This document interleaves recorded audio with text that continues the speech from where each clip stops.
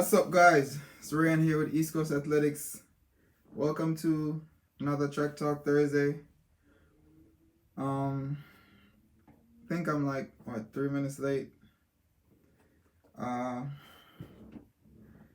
Wanted to, didn't want to rush into it too much this week, so figured I would take my time and, pretty much ease my way into it.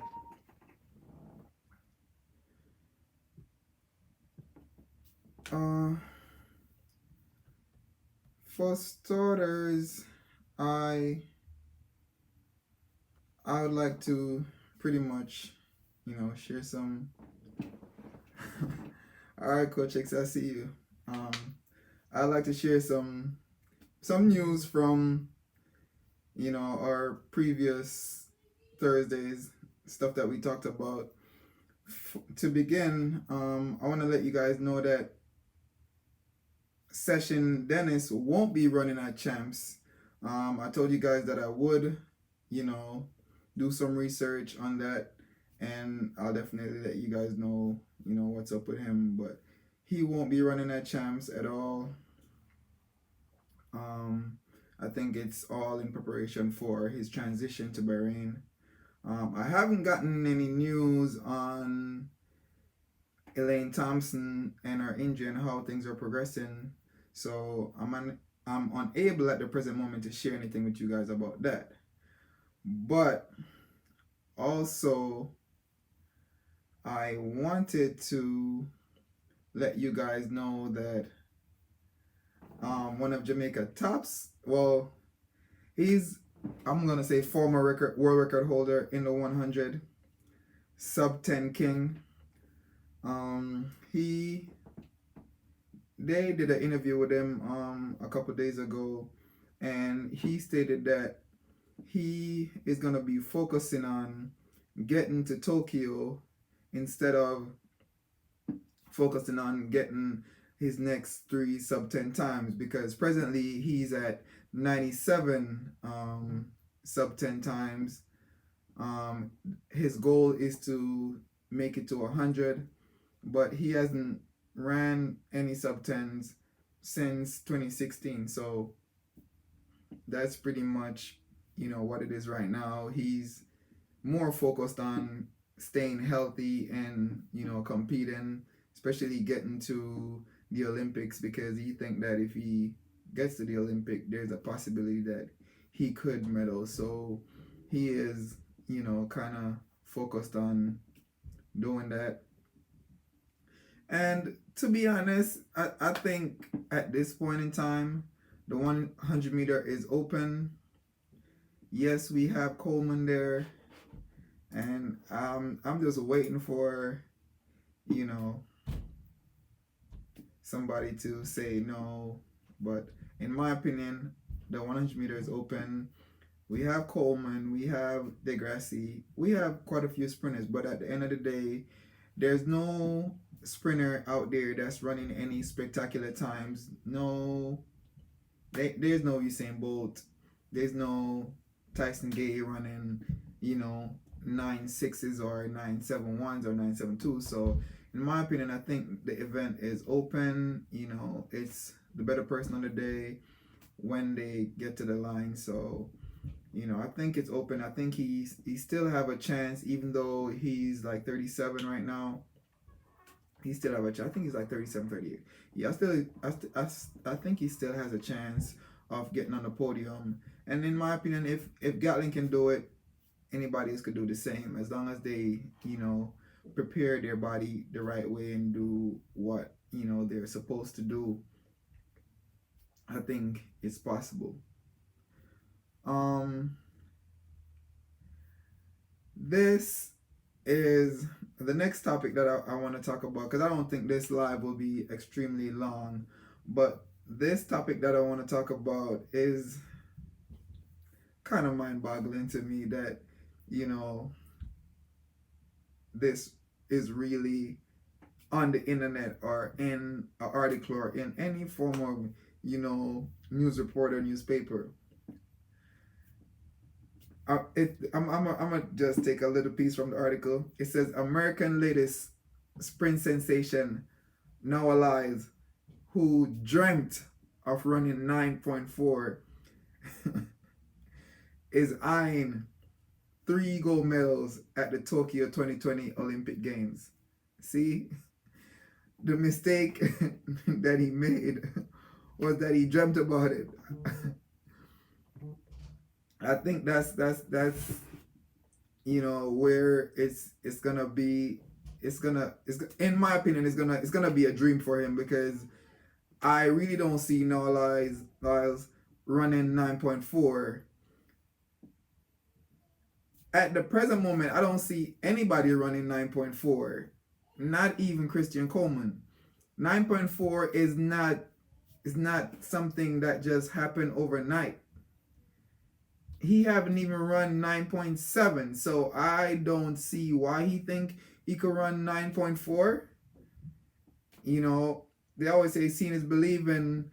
Both showed signs that he could go faster. He ran 9.7, then he ran 9.7, then he ran 9.6, then he ran 9.5. It was step by step. It wasn't, oh, I'm going to jump from 9.8 to 9.5. That was not the case. So I really don't think he's capable of going 9.4 maybe in the next 3 or 4 years, because he's pretty young. But based on what I've seen, based on how he competes, yes, he has the energy. He has the energy. The energy is there. That's the energy that Bolt used to display when he was competing. Always hype about the race. Pretty much a showman, and that's what he does, and that gets him ready for the race. I even watched another video with Carmelita Jeter talking about his personality and how he competes, and she was making mention that there were similarities between him and Bolt, and she specifically talked about his personality in terms of being a showman. And I mean, she mentioned a few other things, but personally, because I think she did say that she said the records were meant to be broken, which is true. But at the end of the day, I feel like the similarities between Noah and Bolt stops right at the fact that they're both showmen. They go out to perform, not only by running, but to pretty much please the crowd. I think that's as far as it goes, because he's not as tall as Bolt. His running technique is not, as, I'm not gonna say Bolt running technique is superb, but his running technique is not superb. He's not like Tyson Gay or Asafa Powell, who I think has one of the best, sprinting technique I've ever seen. Also, he's not a really fast starter, so running 9.4, no, I don't see that happening for Noah. The fastest I see him going right now is 9.7, maybe 9.76 or 9.75, if that fast. And I'm not, let's get this straight, I'm not bashing him. It's just I'm speaking based off what I've seen. I've watched him run, not only on TV. I've watched him run personally. Like I've been in the stadium, watched him run the 200. So I know that he's a pretty capable athlete. I haven't seen him run the 100, but I've seen him run the 2. He is a capable athlete, but at the end of the day, you have to run the 100 in 9.4, you have to have a pretty good start. And Bolt didn't have a superb start, but he had a good start. and his top end was off the charts. I don't see no athlete right now anywhere in the world that has the last 40 meter that Bolt has. There's none, and I don't think there ever will be for right now. Maybe for the next 5 or 6 years, I don't think there's anybody with that top end. That last 40 meter, he could be in the back of the pack, and he just comes sweeping right through to the front, and ain't nobody to stop him. If when they get out their dry phase, he's there. It's a done deal. The race is his. You got to beat him for like a good 5 meters for him not to catch you out the block. So, and that's kind of, you know, impossible in my opinion. The reason why he lost the last 100 that he ran was pretty much because he wasn't training the way he was supposed to, because of some, personal issues that he had, with his friend passing and stuff like that. So, and I think he had injuries throughout the season as well. But if it wasn't for stuff like that, I don't think he would have lost, because his start would have been better, and his top end as usual was there. He just didn't have a good enough start to stay with the pack. So I think, where that is concerned, I don't see Noah Lyles running 9.4 at all.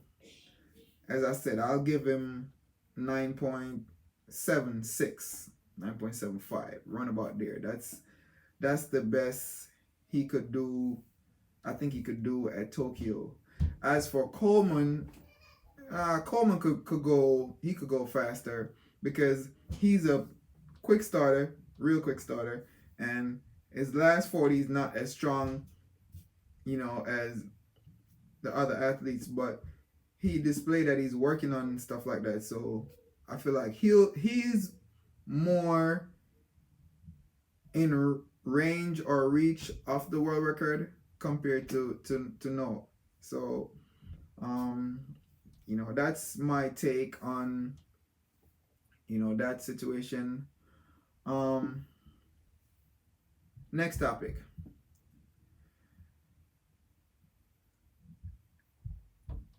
I briefly spoke about this topic, I think like 2 weeks ago, when one of my subscribers asked me, what was my take on the whole Diamond League situation, where they're pulling events, where the IAF is pulling events from the Diamond League meets, and I think I had said that there's a lot of pros and cons to it, on the monetary side, but I think I'm gonna talk a little bit more about it, tonight, a little bit more in depth, because it's been popping up everywhere I look. Like it's been the talk, been the track and field talk for the past, I would say, 2 months. Everybody's talking about it, what's going on with it.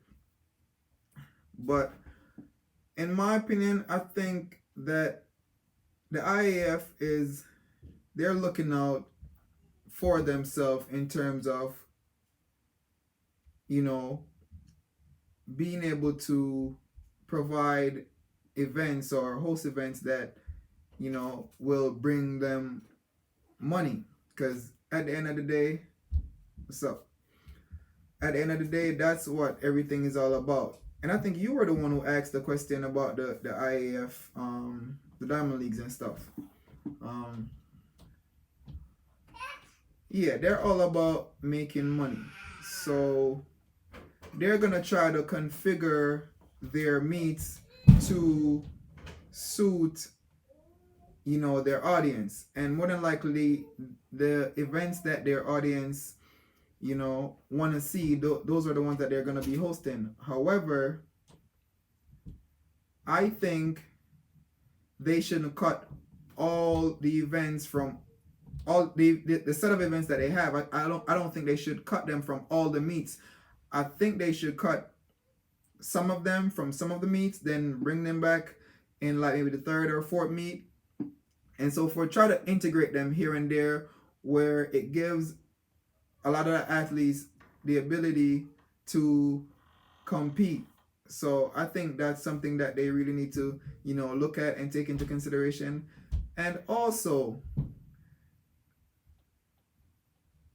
it comes down to opening opportunity for other meets, because I was also reading an article where one of the coaches of MVP, Paul Francis, he said that for the IAF, excluding some of the meets from some of the events from the Diamond League meets is not such a bad thing, and I think he's right, because it gives other meet organizers the opportunity to integrate certain events in their meets, right?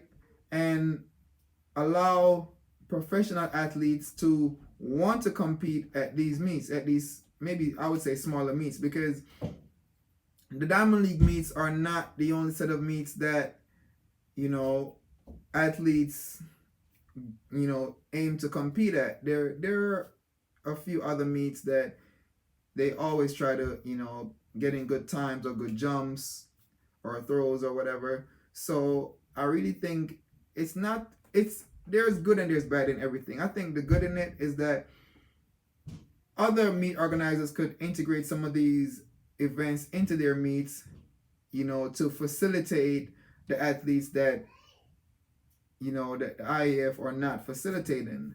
So that could be a win-win situation for those meet organizers. So, and for the mere fact that they already know that the IAF is not going to be including these events is a plus. So they could plan for it for the next, like 4 months? Because I would say January through April. I'm not even counting December in it. So they have time to plan for those events, to add them in here and there or wherever, even like meets like the Jamaica Invitation, Cayman Invitation, Guadeloupe. Those smaller meets could pretty much integrate some of these events into their lineup to make it more interesting and enticing for professional athletes to, to come in and compete at their meet. That will bring more money to their meet, more recognition and everything. So I don't think it's a bad idea at all. It's not a bad idea. Um, on both ends, if we look at it, across the board. I think the athletes will still have the ability to compete at other meets. They will still get to, compete regardless of the fact that they don't compete at the Diamond League meets. I think it's more a matter of money, or, actually using the Diamond League meets as a medium of getting into, I would say, well, it's an Olympic year, so it's not even a World Championship year where they could use that to get into the World Championship. It's an Olympic year, so it's quite different.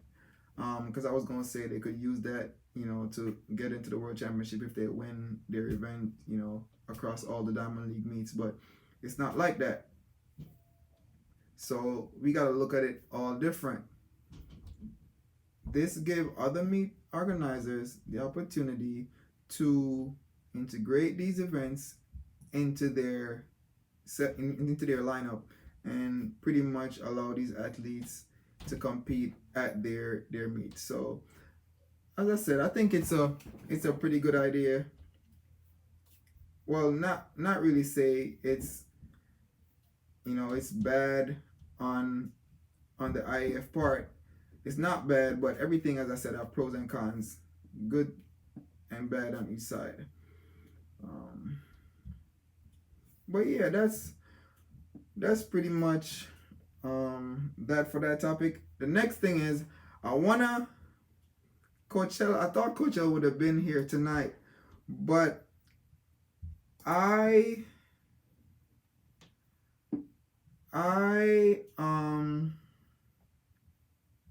in my opinion, I think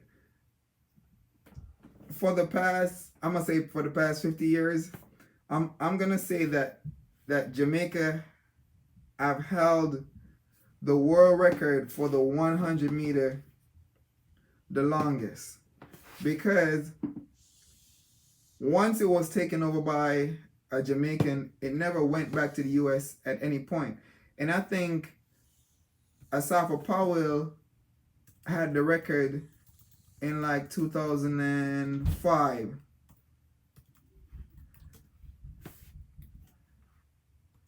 I'm gonna check to make sure, guys. I don't want to give y'all any wrong information.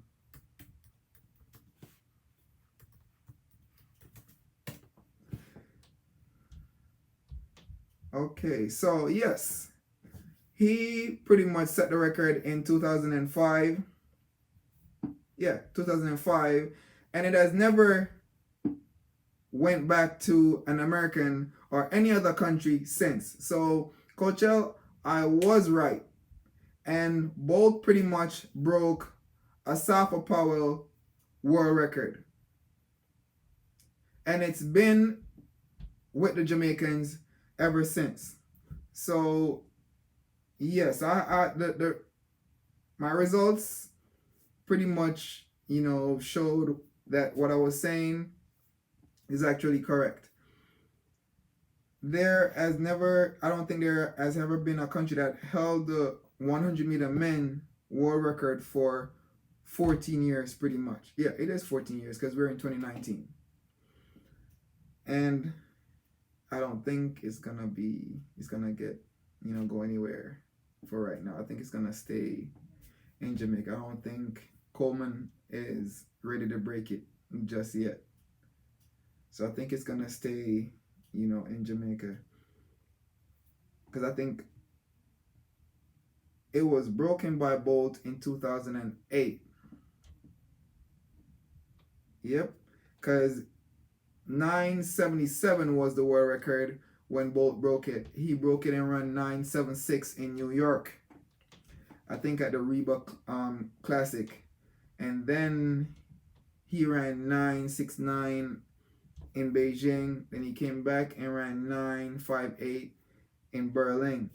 So, Coach L, you might end up watching this video afterwards, but I did, went ahead and do my research, and it showed that Jamaica have had the 100-meter male world record for 14 years in a row.